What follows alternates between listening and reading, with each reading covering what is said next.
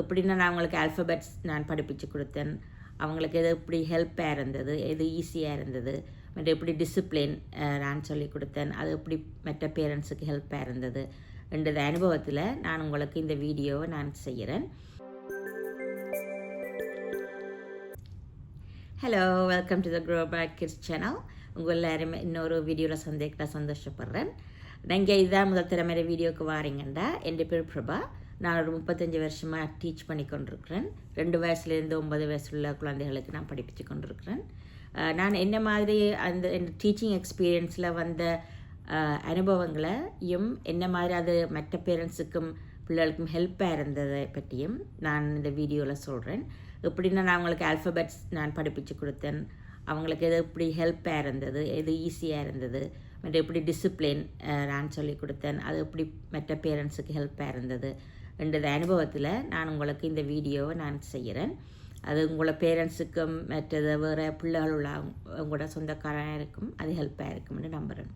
இந்த வீடியோக்களில் நான் இவ்வளோ காலமும் எப்படி ஆல்ஃபபெட் சவுண்ட்ஸ் படிப்பிச்சு கொடுக்கலாம் என்றதை பற்றி நான் படிப்பிச்சு கொண்டிருந்தேன். இன்றைக்கு நான் 6 எந்த ஆல்ஃபபெட் சவுண்ட்ஸை நான் இல்லாமல் 6 செட்டாக படித்து வச்சுருக்கிறேன். அதில் 3 நாங்கள் முதல் ரீகேப் பண்ணிட்டோம். இப்போ மிச்சம் 3ஐயும் நாங்கள் முடிச்சிட்டோம். அதை நாங்கள் ஒரு ரீகேப் பண்ணினா உங்களுக்கு ஹெல்ப்பாக இருக்கும் என்ற இதில் நான் இந்த ரீகேப் பண்ணி பார்ப்போம். வாங்க வீடியோக்குள்ளே போவோம். நாங்கள் 4ஆவதாக நாங்கள் பார்த்த சவுண்ட் வந்து 4ஆவது செட் வந்து DNIR. அதில் டி மேக் பண்ணுற சவுண்ட் வந்து ட ட ட ட. இப்போ இது சாண்ட் பேப்பர் லெட்டர்ஸ். உங்களுக்கு இதை பற்றி கூட விஷயம் வேணுமெண்டா இந்த முதல் வீடியோஸ் நீங்கள் போய் பார்த்தீங்கன்னா அந்த இன்ஃபர்மேஷன் அதில் இருக்குது. இது ட. பிள்ளைகளுக்கு ஞாபகம் வரத்துக்கு நாங்கள் டேடி என்ற இதை நாங்கள் அவங்களுக்கு ஞாபகப்படுத்தலாம். ட டேடி பிகின்ஸ் வித் ட ட. மற்றது அவங்களுக்கு இது லேசாக டிபிலாம் ஒரே மாதிரி இருக்கும் இல்லையா? இப்போ அதை என்ன மாதிரி இந்த டியை நாங்கள் அவங்கள ஞாபகப்படுத்த வைக்கிறதுக்கு நான் இந்த கையால் ஒரு மெத்தட் செய்கிறேன். நான் கையை எப்படி வைக்க சொல்லிவிட்டு கையை நாங்கள் இப்படி வச்சா இது வந்து டி ட. இப்போ இது ட. அப்போ இது வந்து ரைட் ஹேண்ட் சைடு. இப்போ ரைட் சைடில் இருந்துச்சுன்னா அவங்களுக்கு ரைட் லெஃப்ட் விளங்காது, ரைட்? அப்போ நாங்கள் அவங்களுக்கு சொல்ல நீங்கள் எந்த கையால் பென்சில் பிடிக்கிறீங்களோ அந்த கை வந்து ட. இப்போ அது இப்படி வச்சா அது ட ஹேண்ட். மற்ற பக்கம் வந்து அதுக்கு ஆப்போசிட்டாக இருக்கிறது வந்து ப. நாங்கள் சொல்கிறது baby hand. It's baby hand. It's ப, இட்ஸ் ட. இப்போ அது கூட இந்த பிள்ளைகளுக்கு ஹெல்ப்பாக இருந்தது. அவங்க சொற்களை பார்க்குற நேரத்தில் கையை எப்படி வச்சு செய்து அவங்க உடனே அவங்க விளங்கி கொண்டு அந்த சவுண்ட்ஸ் வந்து அதை ரீட் பண்ணக்கூடியதாக இருக்கும். அது கொஞ்சம் காலத்துக்கு அவங்களுக்கு அப்படி இருக்கும். அப்புறம் அந்த வித்தியாசத்தை கண்டுபிடிச்சிருவாங்க. இப்போ இது வந்து ட. அடுத்தது வந்து என் வந்து அந்த சவுண்ட். டங்கை வந்து மேலே அதில் நீங்கள் அண்ணாக்கில் வச்சுட்டு அது சொல்கிறேன். இதை ஞாபகப்படுத்துறதுக்கு நான் அப்படி மூக்கை தொட்டு நோஸ் இப்படி அமர்த்தினோன்னே இன்னும் சத்தம் போடுற மாதிரி இது இப்போ இதில் வந்து மூக்கு மாதிரியில் ஒரு வளையம் இருக்குது இல்லையா? மற்றது ஐ வந்து மேக் பண்ணுற சன் வந்து இ வந்து இச். இங்கிலீஷில் இச் என்றா கடிக்குது. இச் இப்போ அந்த சொல்ல நாங்கள் அவங்களுக்கு சொல்லிக் கொடுக்கலாம். அது இதை நாங்கள் இப்படி சொல்கிற மாதிரி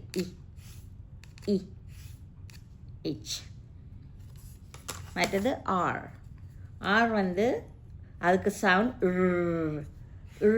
வந்து அண்ட் ஏர்ப்ளைன் வந்து சத்தம் போகிறோம் சத்தம் ஒன்று சரியா? அப்போ இது நாங்கள் சொல்கிறோம் இந்த ஏர்ப்ளைனுக்கு ஒரே ஒரு செட்டை தான் இருக்குது, ஒரு விங் தான் இருக்குது. அப்போ இப்படி வச்சுக்கொண்டு அவங்களுக்கு அவங்க அப்படியே அப்படியே அவங்களுக்கு தெரிய வந்ததுண்டா அவங்களுக்கு அதை நாங்கள் சொல்லிக் கொடுக்கக்குள்ள அவங்களுக்கு தச்சலாம் மறந்தாலும் நாங்கள் கையை எப்படி வச்சோன்னா அவங்களுக்கு தெரியும் அது என்று. இப்போ இது ஒரு செட் நாங்கள் பார்த்தோம். அடுத்த செட் நாங்கள் பார்த்ததில் இது ஒரு முதல் லெட்டர் வந்து வி வந்து உங்கிற சொண்டை நாங்கள் பல்லால் அப்படி மெதுவாக கடிச்சு கொண்டு சொல்லக்கூடாது. இல்லைங்க ஒரு வைப்ரேஷன் உங்களுக்கு தெரியும். இப்போ அதுக்கு வயலட், வயலின், அதெல்லாம் அந்த சொற்களை நாங்கள் அவங்களுக்கு சொல்லிக் கொடுக்கலாம். மற்றது க. கே வந்து க சவுண்ட். இப்போ சியும் கேயும் ஒரே மாதிரி தான் சவுண்ட் பண்ணும், ரைட்? அப்போ அதுக்கு வித்தியாசம் காட்டுறதுக்கு இந்த கேயை நான் சொல்கிறது கிக்கர், கிக், காலால் கிக் பண்ணுற மாரி. அப்போ இது கிக்கர் க. இப்போ மற்றது வந்து க க. இப்போ அந்த இதில் அவங்களுக்கு நாங்கள் அதை ஞாபகப்படுத்தி காட்டலாம். இப்போ கேக் என்று சொல்லக்கூடாது, அதில் க கப்பம் வருது, அதோட கிக்கரும் இருக்குது. இப்போ அப்படி வித்தியாசப்படுத்தி காட்டக்குள்ள அவங்களுக்கு தெரியும். இன்னொரு உதாரணமாக கேட், கேட்டுக்கு வந்து க கப். கைட் என்று சொல்லக்குள்ள அது கிக்கர். இப்போ அப்படியான வித்தியாசத்தை அவங்களுக்கு காட்டுறதுக்கு நாங்கள் முதலே அவங்கள பழக்கலாம். மற்றது எல். எல் மேக் பண்ணுற சவுண்ட் வந்து ஊ ஊ ஊ. அதுக்கு லெக். லெக்கை நாங்கள் அவங்களுக்கு உதாரணமாக கால் நீட்டி இருக்கிற மாதிரி லெக். லைக் அ லாங் லெக். அது ஊ அந்த சவுண்ட். மற்றது எங்களை 5வது செட்டில் நாங்கள் இது ஜ ஜ ஜம்ப். இப்போ இது வந்து ஜம்ப் பண்ணி மேலே போய் நிற்கிது. இப்போ அவங்களுக்கு இதை எம்ஃபசைஸ் பண்ணி காட்டணும். ஜ இல்லை டாட்டன் இருக்குது. இப்போ இது வந்து நாங்கள் இவ்வளோ ஸ்மால் லெட்டர்ஸ் தான் பார்த்து கொண்டிருக்கிறோம். அப்போ அது ஸ்மால் ஜேயில் டாட் இருக்குது. So jump jump. மற்றது இது வந்து வேவல். இந்த வேவல் வந்து யூ மேக் பண்ணுற சவுண்ட் வந்து அ. அதேமா பிள்ளைகள் யூ வாய் அதை கொஞ்சம் கன்ஃபியூஸ் ஆக பார்ப்பாங்க. இப்போ அவங்களுக்கு நாங்கள் கிளியராக அது ஸ்டார்ட்டில் இருக்கும், ஆனால் அவங்களுக்கு திரும்ப திரும்ப சொல்லி கொடுக்குறோம்ல அவங்க பழகிக்கொள்வாங்க. இப்போ யூ மேக் பண்ணுற சவுண்ட் வந்து அ. இப்போ அது லேசாக அவங்கள தெரிகிறதுக்கு நான் சொல்கிறது இப்படி யூ நீங்கள் பார்த்தீங்கன்னா வாய் திறந்துருக்கு, வாயை திறந்த மாதிரி இருக்கு. இப்போ வாயை திறந்துட்டு ஒரு சத்தத்தை மேக் பண்ணல அ. இப்போ வாயை திறந்து அந்த சத்தம் தான் வேறு என்ன அ. இப்போ அந்த யூ மேக் பண்ணுற சவுண்ட் வந்து அ அ. லைக் அம்ப்ரெலா, அண்டர், அந்த சொற்களில் அ. இப்போ நாங்கள் கடைசி 2 பார்த்தோம். இன்னைக்கு அதுக்கு 6வது செட் தான் இது. இந்த 6வது செட்டில் வயல்ஸ் இருக்காது, ஏனெண்டா 5 வயல்ஸ் தானே. இப்போ அது அந்த 5 செட்லேயும் அது வந்துட்டுது. இப்போ இது எல்லாம் கான்சனன்ஸ் தான். இது வந்து டபிள்யூ மேக் பண்ணுற சவுண்ட் வந்து வ வ. இப்போ அதை இங்கே காமிச்சுக்கணுங்க வ. இப்போ இது வந்து வ அப்படின்னு சொல்கிறோம். வி தான் வ சவுண்ட் கொடுக்கும். இந்த டபிள்யூ வந்து வ. இப்போ வ லைக் வேகன், வீல், வென்ஸ்டே. இப்போ அந்த வ. இது வந்து இஸ்ன்னு சொல்லலாம், ஜட் அண்டு இல்லை நாங்கள் சொல்லுவாங்க. அப்போ அந்த சவுண்ட் வந்து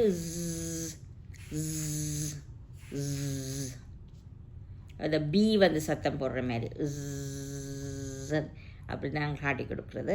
அப்போ அது அவங்களுக்கு நாங்கள் அந்த சவுண்டு அவங்களுக்கு ஞாபகம் இல்லை, நாங்கள் அப்படி பி பஸ்ன்னு அவங்களுக்கு அங்கே வந்து அந்த சவுண்ட். இப்போ இது வந்து வாய் மேக் பண்ணுற சவுண்ட் வந்து ய. இப்போ யோயோன்று அநேகமாக குழந்தைகளுக்கு தெரியுமென்று நினைக்கிறேன். யோயோ மேலே அப் அண்ட் டவுன் போய் வரும் இல்லையா. அப்போ இதை ய மேலேயும் கீழையும் போய் வர மாதிரி யோயோ ய அந்த அவங்களுக்கு நாங்கள் சொல்லி கொடுக்கலாம். மற்றது எக்ஸ் மேக் பண்ணுற சவுண்ட் வந்து க்ஸ். இப்போ அதுக்கு நான் அவங்களுக்கு 2 கையை அப்படி வச்சு க்ஸ் அப்படின்னு சொல்லி கொடுக்குறேன் நான். அப்போ க்ஸ் அப்படி கையை க்ராஸ் பண்ணோடனே அவங்களுக்கு ஞாபகம் வரும், அது க்ஸ் க்ஸ்.